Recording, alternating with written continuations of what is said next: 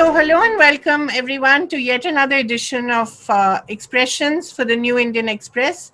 Today we have with us the very interesting, always controversial, and always news-making Governor of West Bengal, Your Excellency. Welcome.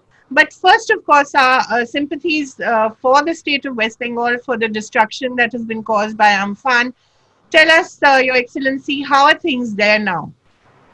First, let me tell you, and this is I gathered from Mr. Chawla. Yeah. When it comes to pluralistic ethics, he is friend of none. Right. Let us never forget that. Yeah. I know it out of experience, and I've gathered it from friends.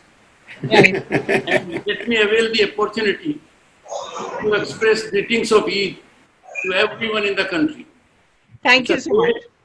Where we learn how to serve those who are in need. The state of West Bengal is in the crossfire both of COVID-19 and Amphan. Yeah. And the state is heavily stressed. On both the counts, we are in great difficulty. Things are looking up on COVID-19 front. The government of late is playing with the state back, and that is after the central team has come here, which is a good thing. There is a light of hope in the dark tunnel after the Prime Minister's visit. The Honorable Chief Minister was also there for aerial view. Yes. So that's working in togetherness. Cooperative federalism is being seen in the state of West Bengal at the moment. But sir, you've been a big critic of the Chief Minister, especially on Twitter. You have accused her of hiding data on COVID. You have accused her of delaying the request for army help. Why is that, sir? You have quite a confrontationist relationship with her. No, let me tell you, I am critic of none. Okay. I believe in constitutionalism. Yes. I take counsel from everyone. Yeah. I take command only from the Indian Constitution. Chief Minister is a nice person. My only problem is I want Chief Minister not to have constitutional distancing from me. We welcome social distancing in COVID-19. Constitutional distancing with the constitutional head is not contemplated by the Constitution. My problem is that whenever a governor is appointed by a party at the center and there is a different flavor party in the state, then they think a rope is a snake. I have had heart-to-heart meetings, Chawla ji, with the Chief Minister on 3 occasions. I have conveyed her, tried to impress on her that you have a friend in Rajbhavan. He will never ever violate the Lakshman Rekha of Constitution. He will never take a command from Delhi. He will take a command from Constitution and his conscience. And the moment she feels I have overstepped my limits, she can call me at midnight. I would ever be in correctional mode. I know Mr. Chawla is a very hard judge of events, but imagine the plight of a governor who for 9 months has not been briefed in accordance with the Constitution by the Chief Minister, in spite of numerous letters. I have invoked Article 167 that speaks duties of the Chief Minister towards the Governor. That has not been done. The good thing is I want to leave the baggage of past behind. There is a big change I see in her in last 17 days. I am picking up the thread. I am trying to convince her things are brightening up. It will do very well for the state. It will do for the people of the state of West Bengal the moment we both are in the same page. I am committed to be the first servant of the people of the state. I am committed to stand shoulder to shoulder with her when it comes to the interest of the state. But so far, she has not indicated to me a single problem of the state with the center. And I have written communications to her on that effect. I am sure now she is trying to appreciate my stand and things may look up. The first look up signal came when she joined the Prime Minister for aerial view. Can you imagine when we had COVID-19 situation? On 20th March, the entire nation was clapping to encourage the people, encourage those engaged in essential services, our health warriors, so that COVID-19 battle could be sharpened. She kept away. Her government, so that on 5th April, we had a situation where lighting of diyas was there. It was to inspire people, motivate people. She kept away. I did not take ill of her. She did not greet me on my birthday. Honorable President was good enough to call. Honorable Vice President, Honorable Prime Minister, I took it in stride. That could be a personal decision. But now I won't. And I see it. Ice is melting. If ice is melting, it will be good for the people of the state of West Bengal.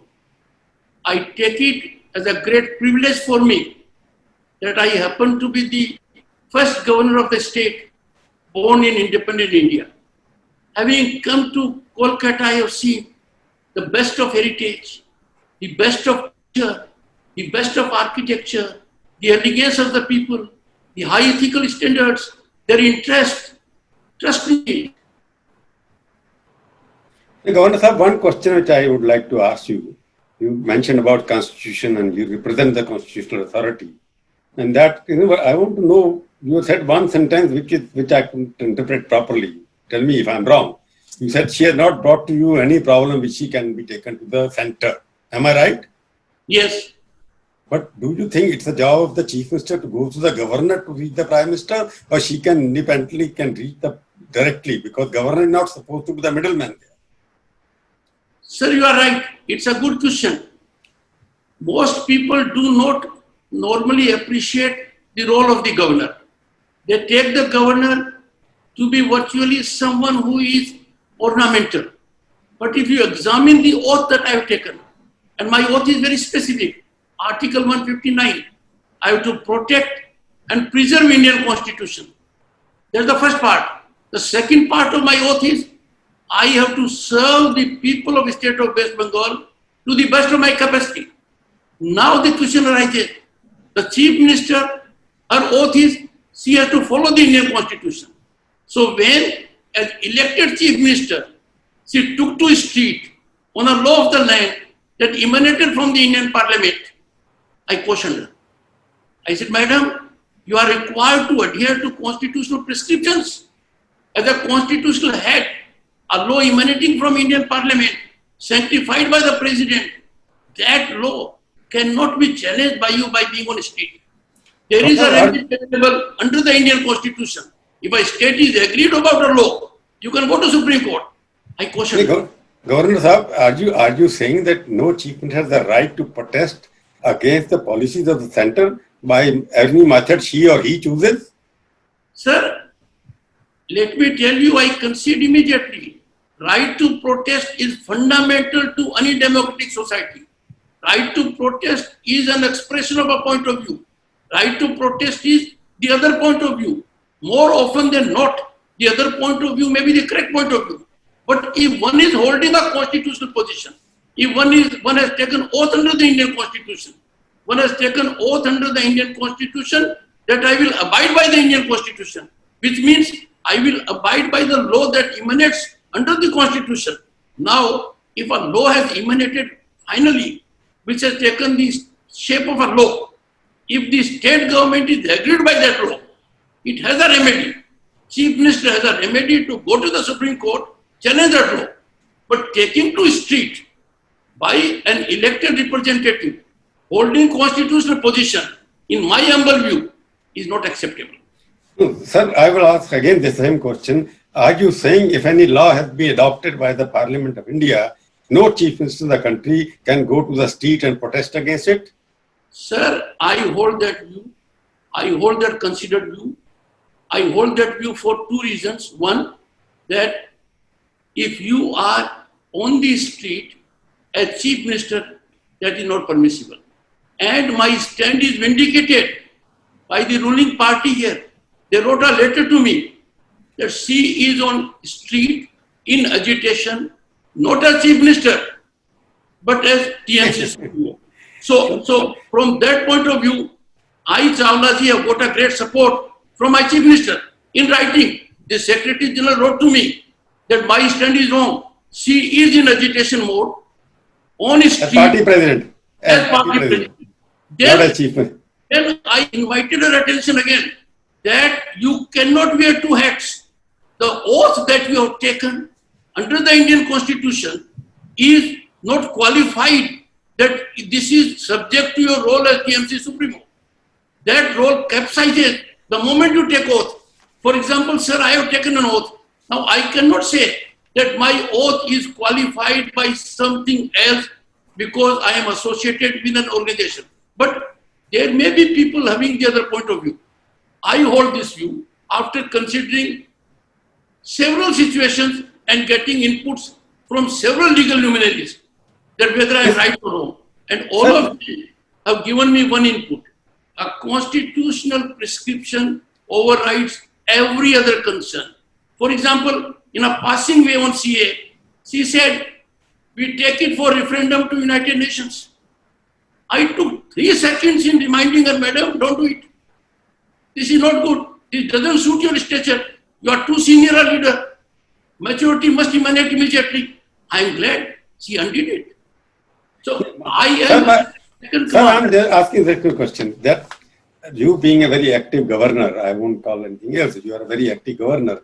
Do you think it's the responsibility of the political party, BJP in the state to rebut what she does politically? Why should governor take a political stand against a political opponent? After all, you are a nominee of the BJP government. And anybody you say as a governor will be same as a political intervention. So you have a constitutional authority. You can advise her whenever you want to advise. That's your prerogative. You have a constitutional authority. There's no question about it. Sir, 2 things. First, I am not acting governor. I firmly believe a governor is a happy governor. He is out of news. A governor is a very happy news, in a happy situation if he is out of the media. I am in media because of the government. I did not close the gates of the assembly when I went there. It became news. But did I create it, sir? I had a right as head of the assembly to go there. The gate was locked. I did not create a scene when I went to Calcutta University and the gate of Vice Chancellor's office was locked.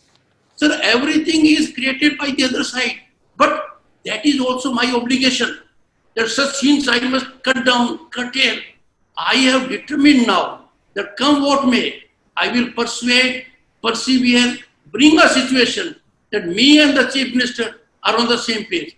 She has to believe in me because she has to trust me. My bona fides I will demonstrate when the time will come. The only guidance and script that I believe in is the Indian Constitution. I have slightly told her in light manner, Madam, I act on the script of Constitution. You act on the script of someone else. You are too senior to act on the script of someone else. You cannot act on the script of someone else. You are a second-term Chief Minister. You are a senior politician. And my chemistry with her one-to-one is fine. But the moment that one-to-one relationship goes, the stance is very different. But Sir, you are saying, So may I ask a question here? Why does the governor have to then go on Twitter to announce all these things and to announce his differences of opinion with the Chief Minister? Why not pick up the phone and talk to her directly if your chemistry is so good, sir?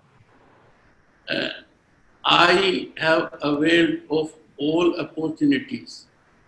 Speaking on phone, writing communications, sending informal messages, I have done it. For example, let me tell you something very serious. On Citizen Amendment Act, huge amount has been spent out of public exchequer. And the advertisements are for the party.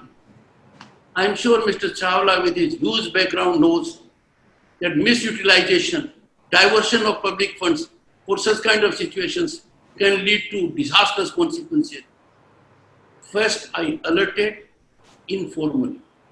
Secondly, I alerted telephonically. Third, I wrote a polite letter. No one had looked into the issue by then. And then when I formally wrote a letter, Others jumped into it. They went to the High Court. High Court intervened. High Court directed the state government, remove from all platforms of these acts. The matter is sub judice, I don't want to say more. But I am indicating this only, that I do not jump into reaction at all.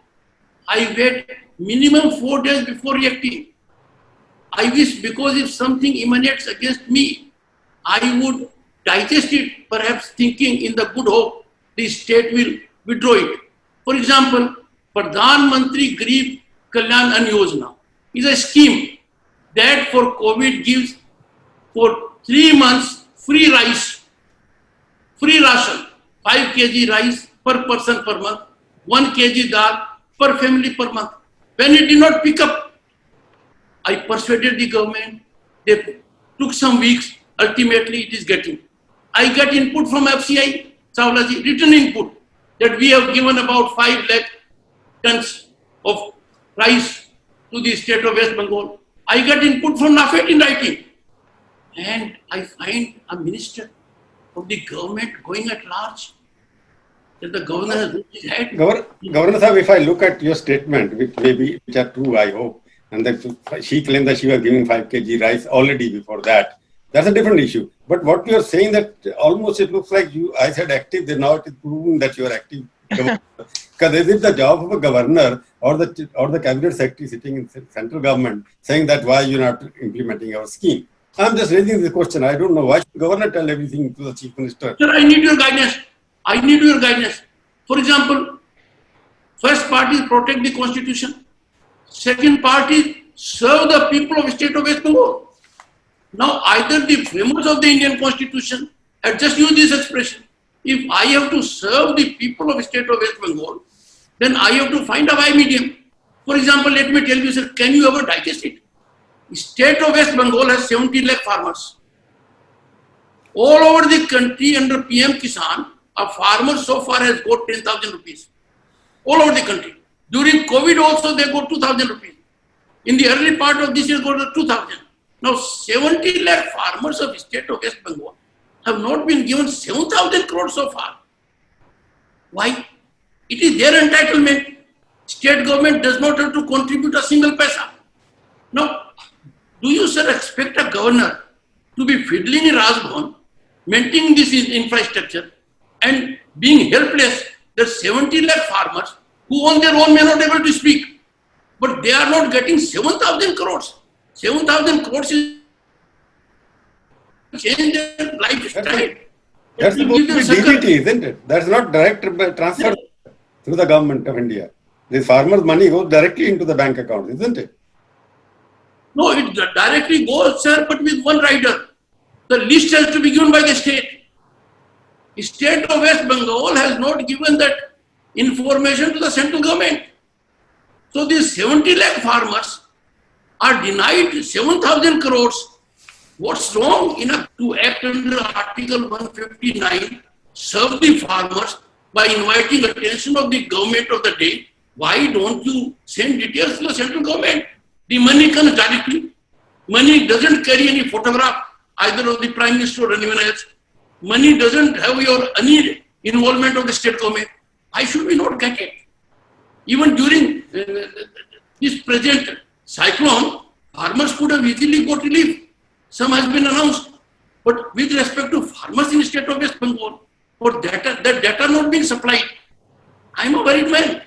During COVID-19, Chawla ji, our health infrastructure nosedive. Why we didn't take Ayushman Bharat? I don't want to play politics. That's not my job at all. But if Ayushman Bharat had come, 60% would have been the central contribution.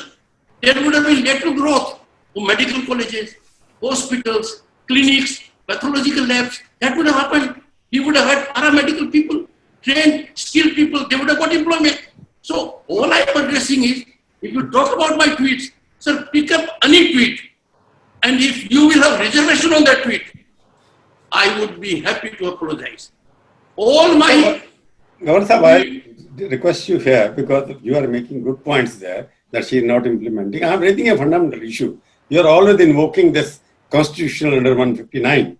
She has also taken oath under the same constitution in which you are taken from school. She also taken an oath to serve the constitution and follow the constitution. And she is also following the constitution according to her. The way you are saying everything, I think this is not the job of the governor. Generally, she feels. I am not saying it is there or not. I am not passing in judgment. The way you are saying that all political statements which you are making now, or no other governor is making. Now, there are many other states which are not implementing Ayushman or whatever. And West Bengal is not as worse as many other states in the country about COVID. So your interventions are there that you are the most active governor who are speaking more like on behalf of political party. That's the impression that party gets, and they get provoked. They attack you after that. Sir, I need support of media on this one. Judge me harshly. Hang me if I am wrong. If the governor's vehicle is stopped on road, after clearance being given by the state security, on 2 occasions, and administration does nothing, can anyone approve it? No case registered, no police official visited with consequences. If I don't call it a breakdown of law and order system, what do I do? Number one. Number two, we have to deal it to the Nobel laureate. The function was outside the university. State had organized it. I couldn't hand over the degree. It was my choice. I may not have signed it. I may not have authorized it being given. It was all with me. The Nobel laureate was in that room. His mother was there. I thought for a moment that there are so many people judging me all over, you being one of them, that you could have taken a path to facilitate it. I looked in the eyes of the Nobel laureate. I said, I'm signing it here and there. A photograph was taken. Then the vice chancellor came. Sir, you have to authorize. I said, I hereby authorize. And serious matters. I have not crawled. I have bent enough. I will bend more. I will persuade. I will persevere. But sir, surely nobody would want a constitutional head to be spineless. I know role of chief minister is much more than my role. She is the executive head. She is elected. She is accountable to the people. But her accountability to the constitution is to be slightly brought to her notice and attention by me. And that's what I'm doing. But I'm now optimistic. I'm ever optimistic. I'm sure things will change. They are looking up. And she is... Go ahead. Yes, may I ask a question here, sir? The fact is that things, you said that the ice is melting. But first of all, we want to know how do you judge that? And it's a good thing if it is. But sir, things are only going to get politically more active in the next few months, right? With the elections round the corner. And the relationship between the ruling party and the TMC, we know, is very bitter. So don't you see that your interventions or your active role is only going to get more demanding? It's going to increase? Kaveree, let me tell you, with each passing day, Mamtaji will carefully appreciate all I have said. That in Raj Bhavan there is a friend of the Chief Minister. In Raj Bhavan there is a person who is bound only by the Constitution. In Raj Bhavan there is a person who will take command from none. I know the importance of the word command from none. I will take my counsel only from the Indian Constitution. And I am sure she will realize. In my meetings, I have called her my sister. If I call someone a sister, can I go to that low level that I will act contrary to that? I will act only in accordance with law. All my suggestions are for her strengthening. If I keep on telling her, put the figure right, some people have read it amiss. Our loss because of this cyclone, maybe 1 lakh crore, maybe more than 1 lakh crore. I only suggested to her, let us confine to the real-time figure so that we can defend the figure, we can vigorously pursue our demands. On COVID-19, she took it otherwise. I said the whole world is laughing at us. Why are we fudging figures? Coronavirus is a secular virus. It is non-discriminatory, not attached to any ideology, not invited by you or anyone else in the country. Why don't we reveal the real picture? Yeah, took are you her. saying, Governor Sahab, are you saying that she I the figures? will the picture and she's a gainer. Now our data, Chawla ji, of COVID-19 carries some credibility. Earlier they did not. Is she fudging the figures, are you saying? No, initially our figures were commented adversely by 8 medical associations, by doctors from state of West Bengal, located in the US, whose families are in West Bengal. They wrote a communication to her. Those figures were absolutely very different. I don't want to go into that chapter now because we have had a long exchange of long letters, and ultimately that letter situation is over. I indicated to her that we must reveal everything to the people. The moment we hide something, that will be terrible. And that continued for some time. It was defended, seriously defended. But ultimately what has happened? We are getting close to transparency. Our data is getting respectability. People are serious now, and we are doing it. Secondly, for example, if I raise an issue, I raise a very simple issue, that what has happened in Nizamuddin has shaken everyone. All over the country it has a heavy impact, adverse impact. Therefore, we must in the state of West Bengal focus vigilantly on it. Her first reaction was to a journalist who asked the question, what is about Nizamuddin fallout in West Bengal? She said, don't ask communal questions. She should not answer. Now, point is, she is such a powerful leader that perhaps the only one who can convey to her frankly is the governor. Everyone else around is not picking up courage to show the real-time picture to madam. And if something is happening... Sir, I'll just ask you, because earlier in the day and during the discussion you said that I will not accept anybody acting on the script written by outsiders. Do you think that Mamata Banerjee can act on the script written by an outsider? Who is that outsider you referring? Sir, this is not a time we are in a difficult situation. And, you made the suggestion. You made the... between us. But if two of you do not know who is the outsider, I blame my intellect. If this open secret, which is known to one and all, is not known to those for whom I have highest regard of investigative journalism, then that will be somewhat a difficult situation for me to digest. No, my own way. As far as I know, she is the only boss of herself. Nobody can dictate. Exactly. No, let me tell you, sir, I have so much regard for her talent, so much regard for her, that she cannot act on the script of someone else except her own script. And if she acts on her own script, that will yield greater results than acting on somebody else's script. But that's a suggestion which I will give to her once we get a little more normal. But as you said, sir, the ice is melting. What is your definition of this melting ice? Did you have a good conversation with her and the Prime Minister when you all went for the aerial view? You see, that aerial view is a turnaround in the situation. It's a major milestone. It was perhaps, at least during my tenure, that she received the Prime Minister. Prime Minister had been earlier, she was not there. And her body language was very effective. After the Chief Secretary made the presentation, she took up and she highlighted 3 important issues before the state, very forcefully, emphatically.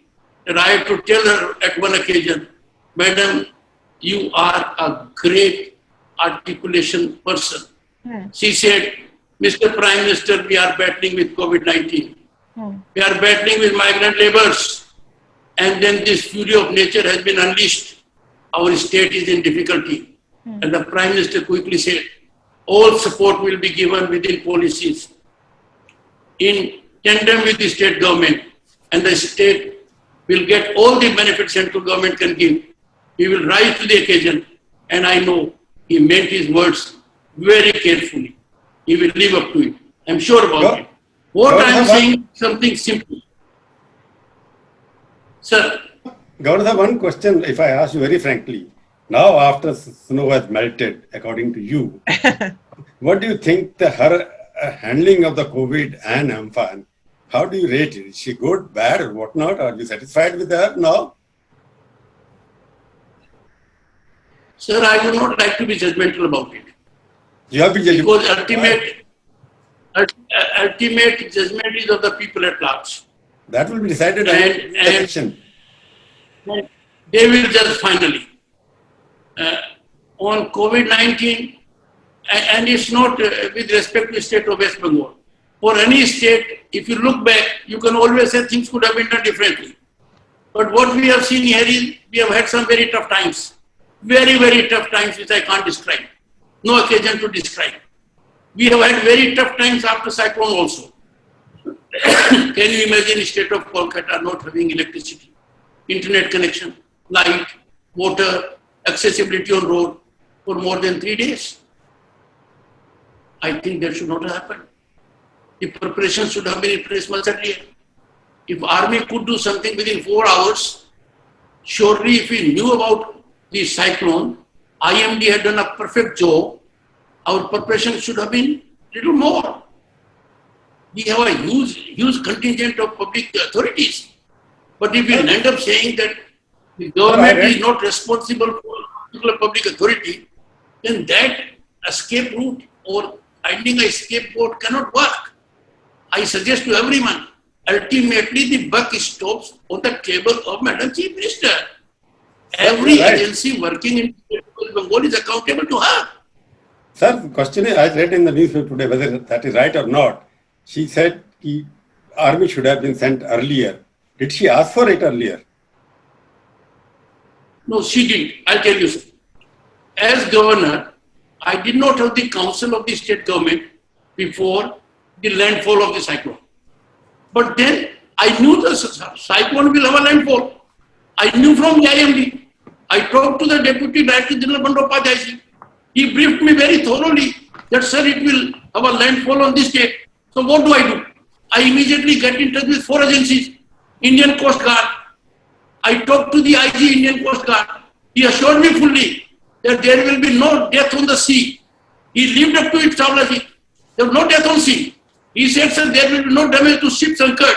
He looked for it. Then there was the issue of Sundarbans. I talked to the BSF ADG. I told him, sir, in Sundarbans we don't have Indian Coast Guard. He said, I will look into it. He did excellent job.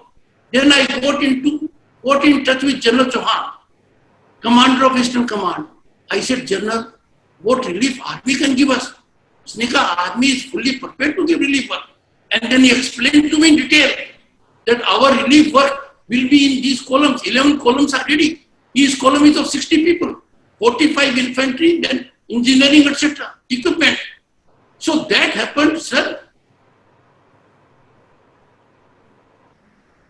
On their own, they were prepared. I knew the level of preparation. Now, if someone is prepared to help you out and you need that help, or people can do nothing at the moment because of several situations of lack of preparation, then why delay it by 3 days?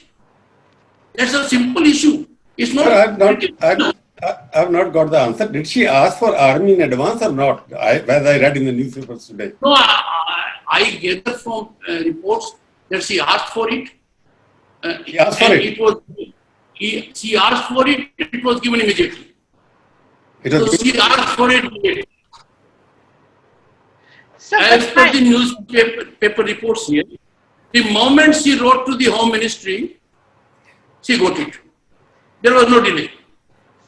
So my question here is, my additional question, that shouldn't the first phone call in all these calls have been, with due respect, to the Chief Minister? Madam, you can take it from me. I don't want to reveal what I discussed with the Chief Minister. Yeah. But nothing was left wanting at my level. I don't want to make a claim on television. I have never revealed my correspondence with the Honorable Chief Minister till she chose to go public with it on one aspect only. I don't reveal. I have respect for her. I have respect for her chair. But I have left no option without being exercised by me. I have not. And why I do it? I am doing it with a pure heart. Sir, how many letters have you written to her, sir, during the past couple of years you have been there? You've been there for almost how many? 2 years now? Sir, I don't reveal what I write to the Honorable Chief Minister or what she writes to me. Only the number of letters. Number of letters. Just the number of letters, sir. No, that will be unfair to her and her office, both. But one thing I can tell you, I have confined 100% to the bounds of Constitution. I have been very patient. I have not sent a communication for drop of a hat. I have sent communications only after I have not got the input available. Let me tell you for a simple thing. Rules of business Chawla require any communication from Delhi which is shown to the Chief Minister has to be shown to me. In 9 months, none has been shown to me. This is a written rule under Article 166(3). You have a great legal talent in the family. You can be wizened by that also.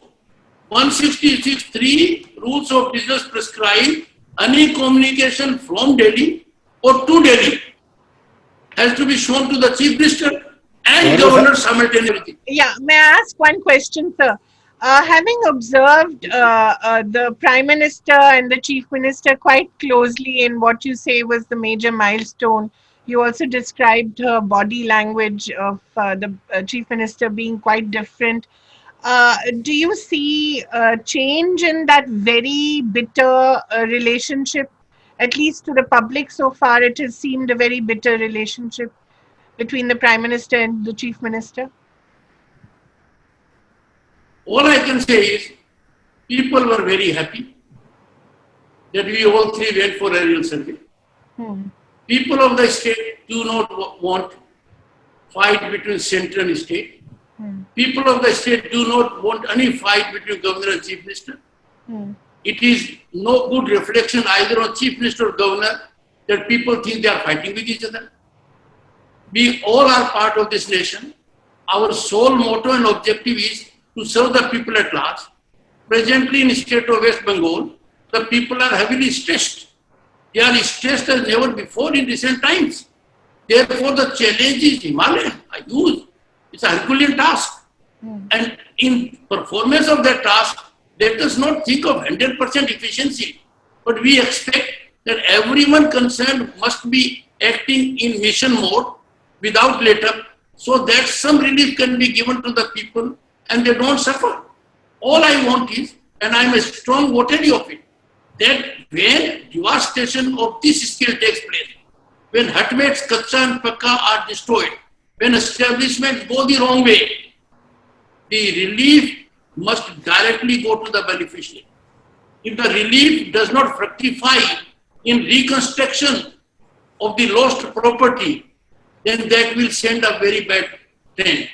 And that will also account for good transparency, good accountability. Now, if I say so and someone wants to see politics in it, I can do nothing about it. It is so easy to accuse a governor that since you are appointed by government in Delhi, therefore you are acting at the behest of government of Delhi. Let me tell you, and I am telling on your screen, neither the Prime Minister nor the Home Minister nor any other minister has ever spoken to me about my relationship with the state government. Never. Never issued any suggestion to me. But they must be happy you are doing a good job on their behalf. No, sir. I am doing a good job on behalf of the people of state of West Bengal. No, if I am focusing on that they must get free ration, it's doing a job for them. If I am fighting for the farmers that they should get 7,000 crores, I am doing for the people of state of West Bengal. I am doing it in favor of Mamata Banerjee. Trust me, the moment she gets advantage of it. I'll just saying that after listening to you for 45 minutes, I'm very impressed that there are two chief ministers in the state. One elected by the people of West Bengal, another sent by the center. And you are doing your independently good job, interfering where it is necessary for you, because you have given so many examples of what you have done. And I'm not saying you should not have done or done. That's for you to and the chief to decide. Does the constitution provide this kind of the governor will also perform indirectly the duties of the chief minister, where she or he is not doing? I cannot pick up courage to say that this perception is 100% wrong because it comes from me. But he also said on 2 occasions, I am running a parallel government. Sir, if I was running a parallel government and you know me for some decades, can my vehicle be stopped on road? That's wrong. Can it be? If I am running a parallel government, can the gate of the university be locked? When I go, parallel government. I didn't say parallel government. Can the gate of the assembly be locked if I am running parallel government? If I am running the parallel government, can the chief minister or secretaries bypass rules of business? Sir, in all modesty, I say that cannot happen. How can one run parallel government? No, sir, one point. How can anyone run parallel government of the Iron Lady? Mamta ji is a very strong administrator. One can run a parallel government only at a desire, whether it is taking place or not, or it is being done by someone else or not. I will not get into that area. There are certain open secrets on which I do not wish to reflect. All I am saying is, I have done nothing at all. Sir, if I was running parallel government, can you imagine it? A small thing. My discretionary allowance is cut 33% by year, lowest in the whole country, and I have no grievance. Cost cutting. I am only doing my duty, which is a difficult duty. I'll tell you why. And I have a suggestion. I don't put it grievance because media is too powerful. Sir, come to state of West Bengal. Spend 7 days. Examine 7 parameters of governance and democratic fabric. And then I am sure you will leave for Delhi speechless without having an interview with the governor. You would accuse the governor, you will accuse the governor of understating the case. You will tell the governor the situation was so explosive on several fronts and you were still so heavily treated for the chief minister that you diluted it as a minor infraction. I think you made a point. You have invited me there. I'll definitely come when the COVID disappears from your state or from the country. I can't.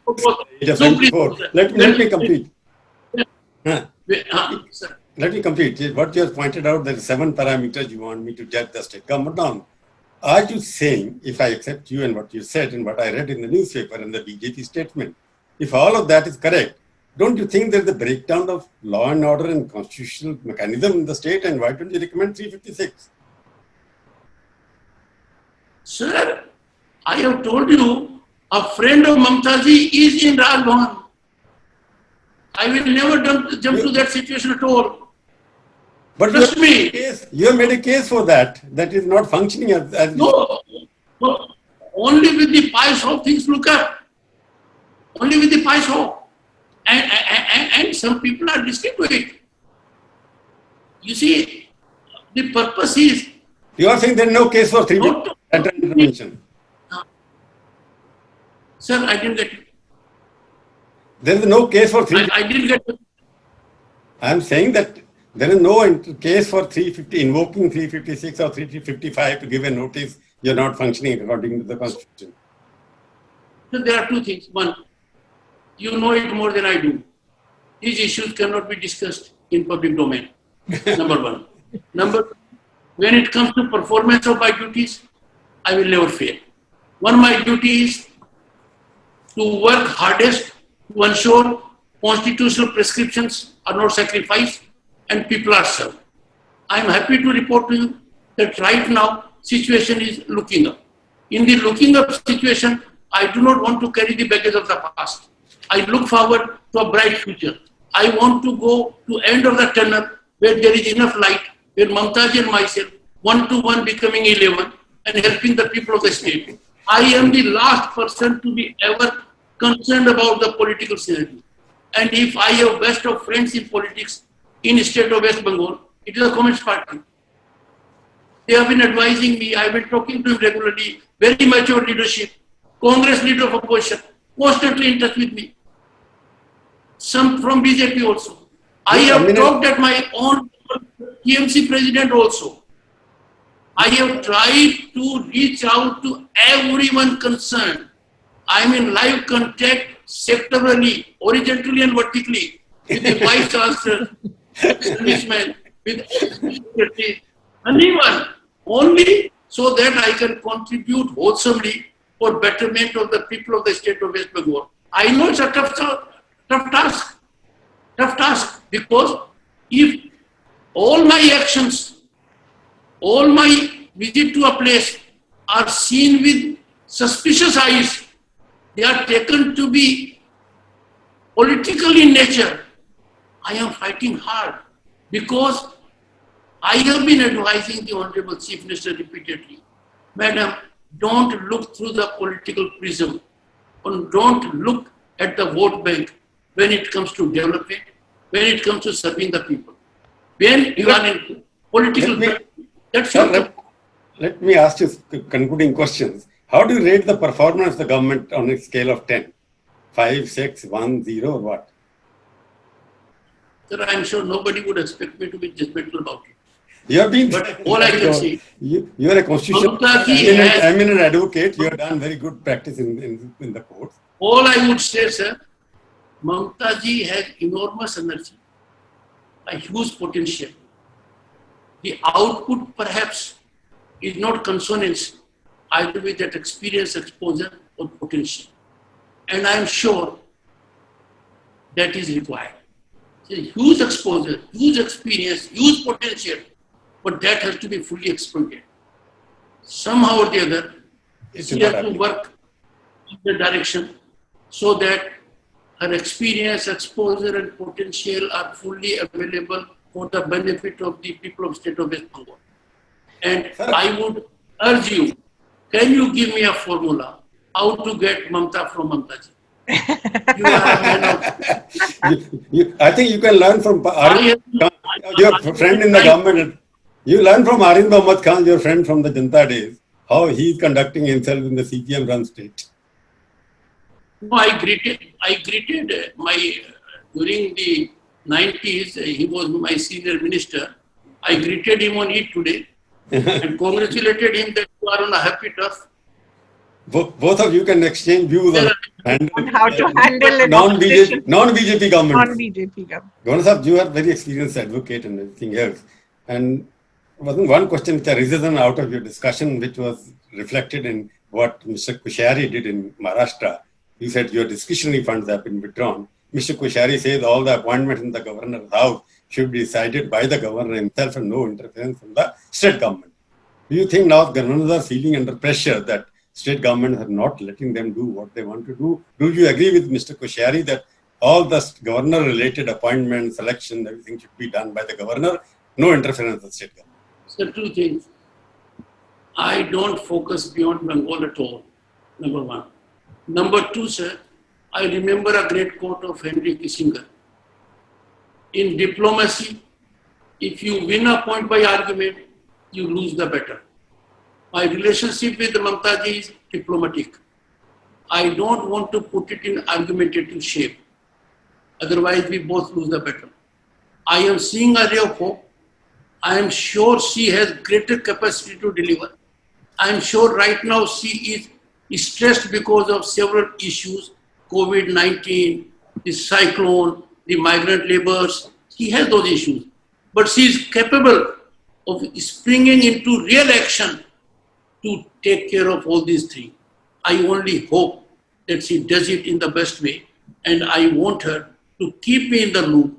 I made the suggestion about army only from that purpose, that if she had met me, I would have immediately indicated to her, Madam, the moment landfall in Calcutta is over, let us call the army. Next day morning, people would have seen roads being accessible, and they would have uploaded Mamtaji as never before, that our Chief Minister has done this. I am here, sir, to catalyze a favorable situation for the Chief Minister and government. I am here to crystallize a favorable outcome for people of state of West Bengal, and I will never miss that target. I will ever prosecute in that direction. Some people have been saying, I am battling with the Chief Minister, a very unfair comment. It is the other way around. I don't fight. I think you didn't hear my question when I asked you. I think there's a link missing in that. I asked you, Mr. Koshari had made a demand today that I avoided that, sir. There are ways to avoid your protest. You avoided that question. You're diplomatic there. You are not diplomat also. No, your protest for a long time, how to avoid a question.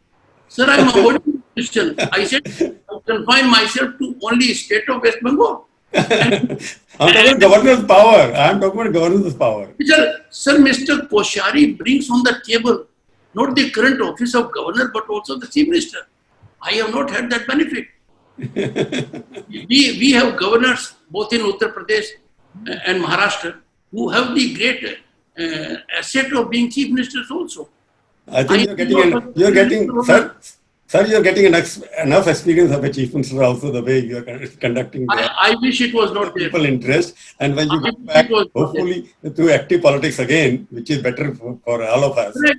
I can assure getting more often talking to you at that time. But I can assure you, I even during that time was a reluctant politician. Politics is not my cup of tea. And here also, my one-to-one relationship with the chief minister is so amazingly wholesome, positive, you cannot believe it. But something goes wrong when she follows some other script. She may be upset that you see her as TMC and she sees you as a BJP. There is a mindset problem, I think.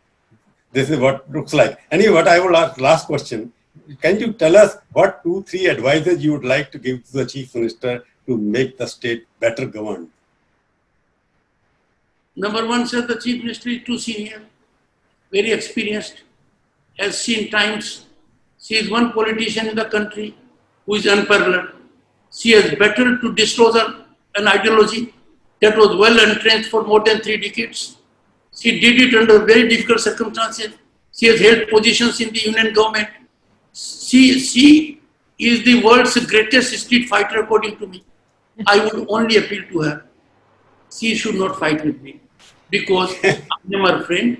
I believe in the Constitution, and when the occasion will come, she will regret. Why did I fight this man who is so fair-minded, who is committed to Constitution, who would get command from nobody? He will get command only from the Indian Constitution. If I am saying on your television and the kind of media you represent, and if I fail to live up to it, I know where I would land it. Sir, I will get command from no one except the Indian Constitution. Mamtaji only has to believe in me. And I have nothing more to tell her except that I say so.